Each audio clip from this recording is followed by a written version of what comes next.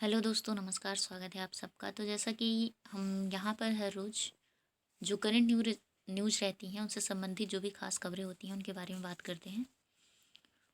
तो आइए चलते हैं, आज देखते हैं शिक्षा से संबंधित जुड़ी क्या खास खबरें हैं। इसके साथ ही अभ्यर्थी, स्टूडेंट और अदर जितनी भी पोस्टेज होती हैं उन पर जो भी वैकेंसियाँ आती हैं उन सब के बारे में भी यहाँ पर हम चर्चा करेंगे। तो जैसा कि आप यहाँ पर देख रहे हैं, पीसीएस 2021 की जो परीक्षा थी उसका मेंस जो है पूरा हो गया है। परिणाम मई के अंत में आएगा इसका। पहली में 90.16 और दूसरी पाली में 89.96 रही उपस्थिति। अब परिणाम के लिए अभ्यर्थियों को करना पड़ेगा इंतजार। तो ये है उत्तर प्रदेश लोक सेवा आयोग का पेपर जो कि 2021 का मेंस था, वह रविवार को पूरा हुआ है। और इसके साथ ही 42 पदों के लिए साक्षात्कार 4 से होगा। तो ये है उत्तर प्रदेश लोक सेवा आयोग सीधी भर्ती की, जो अप्रैल में प्राथमिकता के आधार पर निस्तारित की जाएगी। इसके तहत अलग अलग विभागों में निकली 42 पदों की भर्तियों को अभ्यर्थियों को 4 अप्रैल से साक्षात्कार के लिए बुलाया गया है। ठीक, अब अगली न्यूज़ की बात करें तो निजी आयुर्वेदिक कॉलेजों की सीटें रह गई खाली। प्रदेश के आयुर्वेदिक मेडिकल कॉलेजों में निजी क्षेत्र की करीब 2000 सीटें खाली हैं। इन सीटों को भरने के लिए 13 से 16 अप्रैल के बीच माप राउंड की काउंसलिंग होगी। प्रदेश में नीट के तहत एलोपैथ के अलावा आयुष यानी कि आयुर्वेदिक, होम्योपैथिक, यूनानी कॉलेजों में छात्रों को प्रवेश दिया जाता है। इसके लिए होने वाली पहली काउंसलिंग में सरकारी मेडिकल कॉलेजों की सीटें भर गई हैं और दूसरी जो काउंसलिंग है उसमें निजी क्षेत्र की भी कुछ सीटें भर गई हैं। लेकिन वहाँ करीब 2000 सीटें अब भी खाली चल रही हैं। अब इनके लिए माप अप राउंड शुरू हुआ है, जिसके अनुसार 30 अप्रैल से 8 अप्रैल तक ऑनलाइन पंजीकरण होगा और 10 को मेरिट सूची जो है इसकी जारी होगी। उसके बाद 13 से 16 अप्रैल को काउंसलिंग के बाद 20 अप्रैल तक प्रवेश लेना अनिवार्य होगा। ठीक, अगली न्यूज़ की बात करें तो ये वही है पीसीएस मेंस। तो साक्षात्कार में आएंगे 3 गुना अभ्यर्थी। आप यहाँ पर देख रहे हैं कि रविवार को लोक सेवा आयोग से पीसीएस मेंस की परीक्षा देकर निकलते प्रतियोगी, और इसके बारे में हमने पहले ही बताया पीछे। उपस्थिति बढ़िया थी और सबका पेपर भी अच्छा ही गया है। ये पेपर भी ख़त्म हो गया है। तो अब जल्द ही साक्षात्कार की तिथि भी घोषित होगी और फिर इनका इंटरव्यू भी होगा। अब अगली बात करें तो 5 साल से पहले होगा शिक्षकों का समायोजन।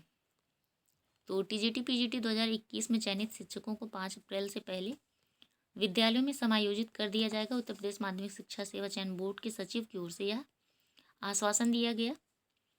उसके बाद चयन बोर्ड पर 5 दिन से जारी धरना रविवार को बंद हो गया। चयनित अभ्यर्थी समायोजन के लिए कई दिनों से चयन बोर्ड के दफ्तर के चक्कर काट रहे थे। तो सुनवाई भी नहीं हो रही थी, लेकिन अब जो है आश्वासन दिया गया है। उन्होंने कहा है कि उत्तर प्रदेश माध्यमिक शिक्षक संघ के जो पदाधिकारी हैं रविवार को चयन बोर्ड पर जारी धरने में शामिल होकर अभ्यर्थियों को आंदोलन को अपना समर्थन दिया। युवा मंच के अध्यक्ष थे अनिल सिंह। इनके अनुसार देर रात प्रशासनिक अफसरों की मौजूदगी में चयन बोर्ड के सचिव नवल किशोर अभ्यर्थियों के बीच पहुंचे और आश्वासन दिया कि 5 अप्रैल से पहले समायोजन को पूर्ण कर लिया जाएगा, और इस आश्वासन के बाद धरना भी समाप्त किया गया। ठीक, इसके बाद बात करते हैं परिषदीय स्कूलों की। तो परिषदीय स्कूलों में 31 मार्च को बटेंगे रिपोर्ट कार्ड, और प्रदेश के 1.5 लाख से अधिक परिषदीय प्राथमिक एवं उच्च प्राथमिक स्कूलों में 31 मार्च को रिपोर्ट कार्ड का वितरण किया जाएगा। रिपोर्ट कार्ड में अंकों को जगह, ग्रेड, आधार बनाया गया है। बेसिक शिक्षा परिषद के सचिव प्रताप सिंह बघेल की ओर से रिपोर्ट कार्ड को प्रोफार्मा जो है उसका तैयार कर दिया गया है। ठीक है, इस साथ ही परीक्षा 50 की अंक मिलेंगे, 100 में से सभी होंगे प्रमोट। तो बेसिक शिक्षा के परिषदीय विद्यालयों की परीक्षा व्यवस्थाओं का अजब हाल है। पहले आनन फानन में परीक्षा कराई है और इसी बीच करीब 80% शिक्षक यूपी बोर्ड परीक्षा की व्यवस्था में लगा दिए गए। अब परीक्षा समाप्त हो चुकी है और आधे से ज़्यादा मूल्यांकन कार्य पूरा हो चुका है। तो विभाग ने कहा कि रिपोर्ट कार्ड में 100 में से अंक दिए जाने के आदेश हैं, जबकि परीक्षा 50 अंकों की कराई गई। सभी बच्चों को अनिवार्य रूप से प्रमोट करने का भी आदेश दिया है, यानी कि बच्चों को ज़बरदस्ती पास करना। आप सीधा सा मतलब इसका लगा सकते हैं कि शिक्षा व्यवस्था पर मत ध्यान दीजिए, बल्कि बच्चों के रिजल्ट पर अधिक ध्यान दीजिए। तो परिषदीय विद्यालयों की कक्षा 1 से 8 तक के बच्चों की परीक्षा मूल्यांकन और रिजल्ट बनाए जाने को लेकर विभाग की ओर से कोई स्पष्ट निर्देश नहीं जारी होने की वजह से लगातार समस्याएं बनी हुई। ये हुई हमारे परिषदीय स्कूलों की हाल। इसके बाद यहाँ पर देखिए, अगले नीचे सृजित होंगे 1026 पद, नवोदय विद्यालय समिति से भर्ती कराने की तैयारी।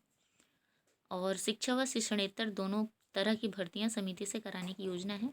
तो प्रदेश में मंडल स्तर पर संचालित होने वाले अटल आवासीय विद्यालयों की मांग प्रक्रिया पर सहमति बनी है।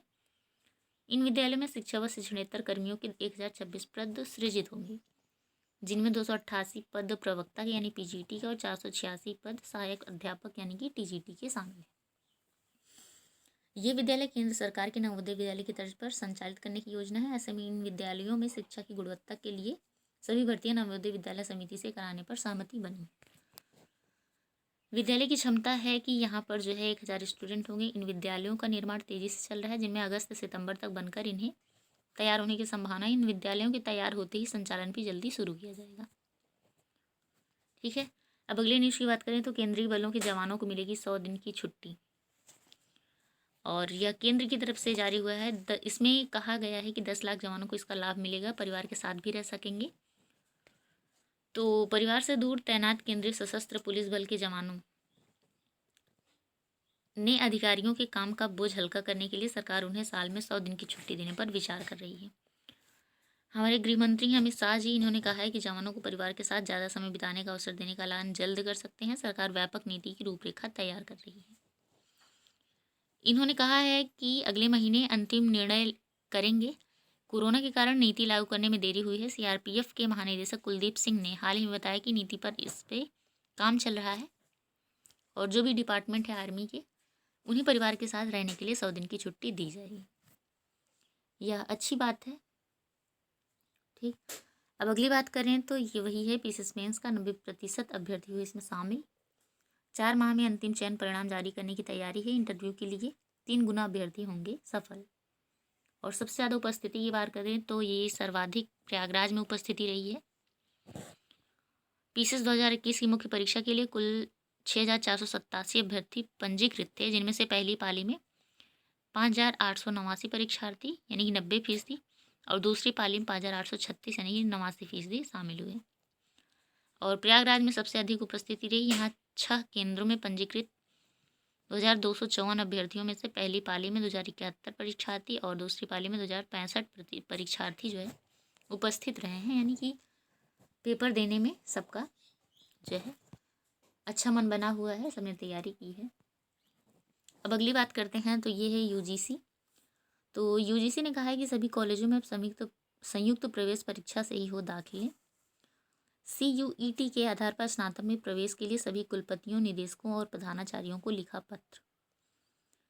इसमें जो यूजीसी अध्यक्ष हैं उन्होंने कहा है कि सर 12वीं के अंक के आधार पर नहीं होना चाहिए दाखिला। तो एक नया नियम लग रहा है। अभी 12वीं के अंक और विभिन्न प्रवेश परीक्षा से मिलता है दाखिला, ये जल्द ही समाप्त हो जाएगा। ठीक, अब इसी के साथ ये अटल आवासीय विद्यालयों में सृजित पद होंगे 1026 पद, जो कि आपको पीछे इसके बारे में बता गया। और पढ़ाई यूपी बोर्ड से हो या सीबीएसई, यह भी तय होना भी बाकी है। अब एक नई वैकेंसी की यहाँ पर बात करें तो असिस्टेंट प्रोफेसर के पदों पर नई भर्ती की प्रक्रिया शुरू हुई है। उच्च शिक्षा निदेशालय ने क्षेत्रीय उच्च शिक्षा अधिकारियों से मांगा है रिक्त पदों का ब्यौरा। तो प्रदेश के शासकीय सहायता प्राप्त महाविद्यालयों में असिस्टेंट प्रोफेसर और प्राचार्य के रिक्त पदों पर नई भर्ती के लिए प्रक्रिया शुरू कर दी गई है। इसके लिए उच्च शिक्षा निदेशालय ने सभी क्षेत्रीय उच्च शिक्षा अधिकारियों को पत्र जारी करके शासकीय महाविद्यालयों में रिक्त पदों का ब्यौरा मांगा है। पदों का ब्यौरा मिलने के बाद निदेशालय की ओर से उत्तर प्रदेश उच्चतर शिक्षा आयोग को अधिचान भेजा जाएगा, जिससे कि जल्द ही विज्ञापन जारी कर दिया जाए। तो इसके लिए नेट होता है और अन्य कई सारे हैं, जिसमें वही करके लोग अपना असिस्टेंट प्रोफेसर के पोस्ट पर जाते हैं। तो जिनकी तैयारी इसमें है वो भी जल्दी अपनी और मजबूती से अपनी सब्जेक्ट पर पकड़ बनाए, ताकि ये जब वैकेंसी आए तो उनका पेपर अच्छा जाए, है ना।